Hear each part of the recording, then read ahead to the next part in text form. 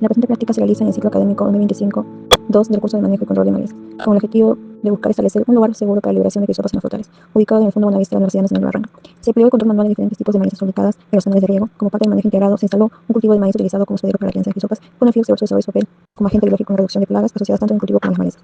La práctica buscó relacionar estos elementos para comprender cómo interactúan y cómo manejarse de manera conjunta para mejorar la sanidad del sistema agrícola. ¿Por qué se usan las crisopas? Las crisopas son depredadores naturales de insectos de cuerpo blando.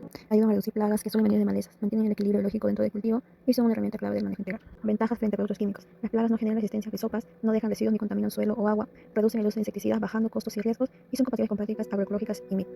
En cuanto a la división de campo, por cada grupo se estableció 3 surcos, las cuales se realizó la operación del compost y luego la limpieza de canales y amarre de los carrizos. Objetivo de la preparación de campo para control biológico: 1. Sembrar maíz. 2. Garantizar disponibilidad de alimento alterno y refugio. 3. No usar insecticidas. 4. Adecuar la estructura del cultivo. 5. Controlar malezas manuales. Y 6. Favorecer microclimas que beneficien su actividad. En cuanto a la importancia de la limpieza de malezas de canal de riego, tenemos que estas albergan plagas, compiten con el maíz y podemos observar la aparición de insectos. Manejo de la barrera rompeviento en el campo. En el campo se cuenta con una barrera rompeviento colocada perpendicular al viento. Como algunas plantas de la barrera son lentas de organización, realizamos un trazado de ramas para evitar que se caiga y se deteriore la estructura. Debido a la falta de pabilo, usamos las mismas ramas disponibles para reforzar y mantener firme la barrera. Las malezas identificadas en el campo: tipos de maleza encontrados: hoja ancha, la portulaca, Oleracea, Pisalis, isocarpa y la Paspalum conjuncatum. Y tenemos las hojas angostas, que es la Sorjo hablapense y la Cipirus rotundus. Bueno, cabe mencionar también que estas malezas son hospederos de diferentes variedades de tipos de plagas que son inúculos de enfermedades y pueden bajar el rendimiento del cultivo. Por ejemplo, se logró identificar a lo largo del trabajo diferentes variedades de pulgones, moscas blancas, ticks y larvas de polilla. Posteriormente vamos a hablar sobre cómo estas malezas afectan al maíz que vamos a sembrar a lo largo del canal de riego, principalmente por el sembramiento. El maíz sembrado, al ser más pequeño que la maleza, se verá cubierto, por lo cual limitará su crecimiento por la absorción de sol y también a su vez competirá por los nutrientes disponibles. Por lo cual empezamos retirando las malezas hasta que el maíz prospere y tenga una altura decente para que no afecte tanto a la maleza. Y en los canales de riego las malezas mayormente disminuyen la velocidad de flujo del agua y causan pérdidas de agua para el cultivo deseado. O sea, absorben el agua que la planta de interés puede aprovechar. Vamos a continuar hablando de por qué es importante reconocer las malezas en el control biológico.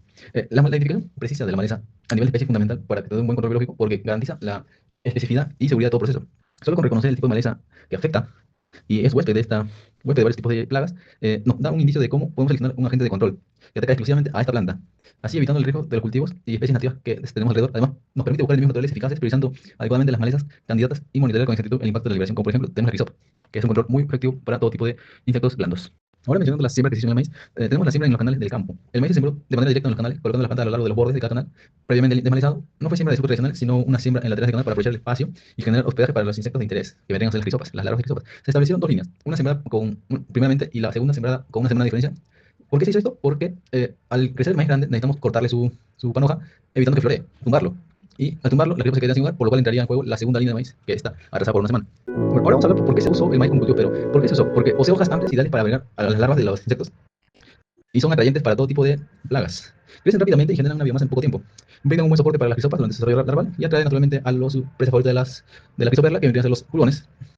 Bueno, ahora vamos a hablar por qué se retira el maíz antes de que piegue. Se retira más que todo antes de que piegue para evitar que sea inóculo de nuevos insectos, como por ejemplo la Helicoperba sea o los gusanos cogolleros, que sería que estos insectos nos ingresen a nuestro maíz en etapa de floración sería muy drástico, ya que tendríamos que aplicar otro medio de control, por lo que no sería un control muy eficiente dejar que este maíz crezca y atraiga más. Por lo que nosotros buscamos es reducir la población de plagas de áfidos, a través de crisopas que usan el maíz como su casa natural. Por eso evitamos que piegue para evitar la adquisición de nuevos insectos. Identificación de la presencia de crisopas en frutales. En el campo de frutales se identificó la presencia del control biológico crisopa. Durante la revisión, al observar la cara inferior de las hojas, se encontraron huevos de crisopa, lo que confirma su actividad en el cultivo. Sin embargo, aunque la crisopa esté presente, su población es aún baja en comparación con la alta cantidad de plagas existentes. Por esta razón, se considera necesario realizar la crianza de crisopa para reforzar el control biológico y mejorar el equilibrio del cultivo.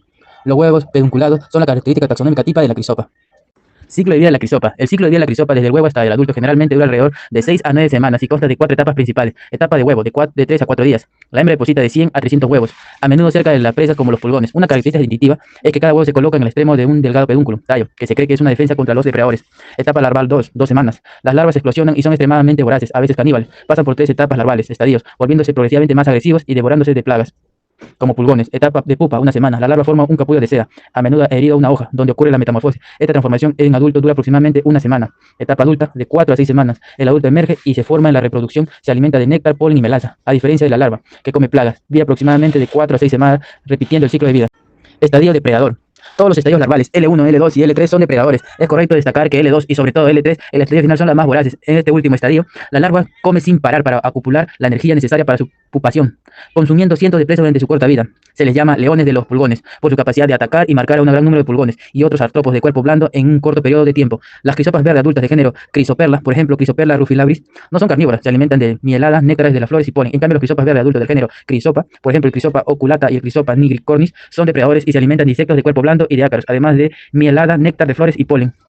Plagas del control de la crisopa. La larva de crisopa es un depredador voraz, cazando al azar y siendo más activa por la noche. Le puede consumir hasta 400 pulgones durante su desarrollo. Su técnica implica inyectar fluidos digestivos y succionar el contenido corporal de la presa. No obstante, su efectividad se ve comprometida por la presencia de los pelos en las hojas y puede volverse caníbal si las presas escasean. El adulto, por otro lado, no es depredador, se alimenta solo del néctar y melaza y no contribuye al control biológico, tendiendo a dispersar del cultivo. Bueno, la crianza y manejo de crisopas. Crisopas, insectos benéficos utilizados como controladores biológicos. Sus larvas son depredadoras muy eficaces para pulgones, tris, huevos de lepidóptera, mosca blanca y otros insectos. Bueno, acá vemos más que todo, vamos a hablar de cómo debemos hacer la crianza de la crisopa en un laboratorio. Bueno, en condiciones de temperatura de 22 a 26, humedad relativa de 70 a 80, un fotoperiodo de 16 horas luz y 8 horas de oscuridad. Se utilizaron jaulas entomológicas y recipientes transparentes. Más que todo la obtención y mantenimiento de adultos, se recolectaron adultos de crisopas en jaulas, se alimenta con dieta artificial. También se puede alimentar con una solución miel, más levadura y más agua. Algodón con agua azucarada al 10%. Se agregaron tiras de papel o papel rugoso para simular la oposición para las hembras que ponen huevos sobre pedunculados. Bueno, acá más que todo la recolección del huevo y la recolección de huevos. Los huevos se retiraron cuidadosamente con pinzas, se trasladaron a bandejas con recipientes individuales. La cría de larva se mantuvo en un recipiente pequeño, se alimentó con pulgones vivos, huevos de insectos o una dieta artificial en protocolos. Se evita el contacto con la larva porque son altamente depredadores entre sí. Desarrollo de la larva 3. La larva pasaron en 3 estadios, la 1 y la 2 y la 3. Cada estadio dura como 3 a 5 días en condiciones de laboratorio. Se observa el estadio larval antes de liberarlo. Antes de la liberación de cada campo se realiza la observación individual de la larva para verificar que están en estadio larval 3. El procedimiento fue típico, una revisión visual directa. Se observa el tamaño, la forma y la coloración pequeña. La estadio larval 1 son pequeñas y blanquecinas, la 2 son más grandes y con mandíbulas más robustas, la 3 es la avanzada con cuerpo alargado y mayor movilidad. Es como que estamos activos. Y uso del lupa con estereoscopio para confirmar las espinas y mandíbulas curvadas y tamaño característico. Verificar la salud también, descartar las larvas que son inmóviles y deformes o con hongos. La selección final para la liberación solo seleccionan larvas de estadio larval 3, activas, vigorosas y completamente formadas. Crianza y manejo de crisopas. ¿Por qué se liberó en estadio larval 3? Porque es una etapa avanzada. La crisopa se libera en estadio larval 3 porque es el momento más óptimo de la eficiencia biológica. Bueno, en sí no se liberó en estadio larval 3, sino en estadio larval 2, para que pase al estadio larval 3. ¿Por qué? Porque tiene mayor capacidad depredadora. Come 10 a 30 veces más que el estadio larval 1. Puede capturar presas más grandes y diversas. Es más agresiva y resistente al hambre. Controla rápidamente plagas como pulgones, trips y huevos de lepidópteras. Se adapta mejor al campo, tolera mejor temperatura variables, vientos y exposición solar. Su movilidad es mayor, encuentra presas con facilidad, menor mortalidad de depredación o estrés. Poco tiempo de espera para que pase a pupa y adulto. Otra razón importante, disminuye el riesgo de canibalismo después de la liberación, asegura que las larvas actúen inmediatamente sobre la plaga, reduce el costo, ya que no se pierde tiempo criando adultos. La liberación de crisopas en campo es una técnica de manejo biológico que se utiliza para controlar plagas en cultivos especialmente áfidos. En este caso, se liberó la crisopa externa, que estas son las más generalistas. Se realizó una inspección general para seleccionar plantas que presentan mayor presencia de plagas. Y se liberaron 5 bolsas, cada una con larvas de estadio J2, que son las más depredadoras. Cada bolsa de papel se instala directamente en la planta seleccionada. Para asegurar una buena sujeción, se utiliza un engrapador. Y en este caso, la bolsa de papel se fija a una rama ubicada en la zona más dañada y con mayor presencia de plagas. La ubicación estratégica de las bolsas garantiza que las larvas al emerger encuentren pulgones y otras plagas disponibles de manera inmediata, comenzando así rápidamente el control biológico. La cantidad de larvas por planta, como el nivel de infestación era alto, con muchos pulgones, se decidió poner numerosas larvas depredadoras en cada bolsa, suficiente para actuar sobre la planta afectada. Y con esto que garantizamos un mayor impacto depredador inmediato, que las larvas encuentren presas disponibles apenas emerjan y una mayor probabilidad de control en las plantas más dañadas. Esta liberación se realizó al mediodía, con un clima estable y soleado, para favorecer la actividad de las larvas. Si bien es cierto, las larvas se favorecen de 24 a 28 grados. ¿Por qué la crisopa es un mejor controlador biológico? Es muy efectivo porque su dieta es generalista. Se alimenta de muchas plagas como pulgones, mosca blanca, trips, huevos de gusano, ácaros y cochinillas. Gracias a esa variedad alimentaria, puede sobrevivir aunque una plaga específica disminuya. En cambio, otros naturales como el coccinéllido, Chilocorus, nigritus, son muy selectivos. Casi solo comen querezas.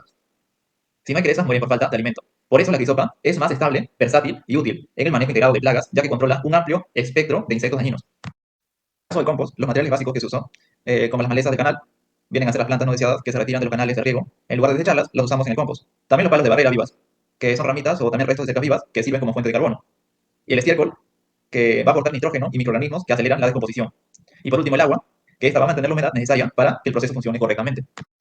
El proceso de compost. Se trituran los palos para acelerar el proceso de descomposición y hacer el material más manejable. Se va a mezclar con los trozos con las malezas para formar la base del compost, creando una mezcla inicial de materia orgánica. Se va a incorporar el estiércol a la mezcla para enriquecerla con nutrientes y acelerar el proceso de descomposición. Se añade el agua hasta lograr una humedad adecuada, similar a una esponja escurrida, permitiendo así que el oxígeno circule y evitando olores desagradables. Se va a revolver el compost con regularidad para asegurar la entrada de oxígeno en todas las capas y evitar zonas anaeróbicas. Se va a cubrir para conservar humedad, mantener la temperatura y protegerlo del exceso de lluvia. El compost elaborado con malezas es una herramienta súper útil porque nos ayuda de varias formas. Pues lo que antes era basura, ahora se transforma en abono útil. Así convertimos lo que iba a ser desechado en algo valioso para nuestras plantas. Hecho con maleza, aumenta la fertilidad del suelo, mejora la estructura y ayuda a retener agua. Esto hace que nuestras plantas crezcan más fuertes y sanas. Al retirar las malezas y darles un uso en el compost, evitamos que vuelvan a crecer en el canal y lo obstruyan. De esta manera, mantenemos nuestros sistemas de riego limpios y funcionando bien. Usar malezas para hacer el compost es parte de un manejo sostenible, ya que aprovechamos recursos locales, reducimos costos y cerramos ciclos ecológicos, contribuyendo al cuidado del medio ambiente. Bueno, en conclusión, la práctica permitió confirmar que también hay presencia de crisopas porque es un agente de control biológico altamente eficaz de manejo integrado de plagas. Su presencia fue identificada mediante la observación de huevos pedunculados en la parte inferior de las hojas de los frutales, que en este caso era la palta y el algodón, aunque también podría haber en otros cultivos que están ahí en el mismo campus. Bueno, aunque su población natural resulta insuficiente frente al nivel de infestación que hay en ese campo, por ello hicimos la crianza y liberación de las larvas de estadio larval de las crisopas, necesario para reforzar el control y mejorar el equilibrio del cultivo y reducir la dependencia de métodos químicos, más que todo, en conjunto al manejo de maleza, la preparación de campo y el establecimiento de cultivo hospedero, contribuyeron a optimizar las condiciones para el éxito del control biológico.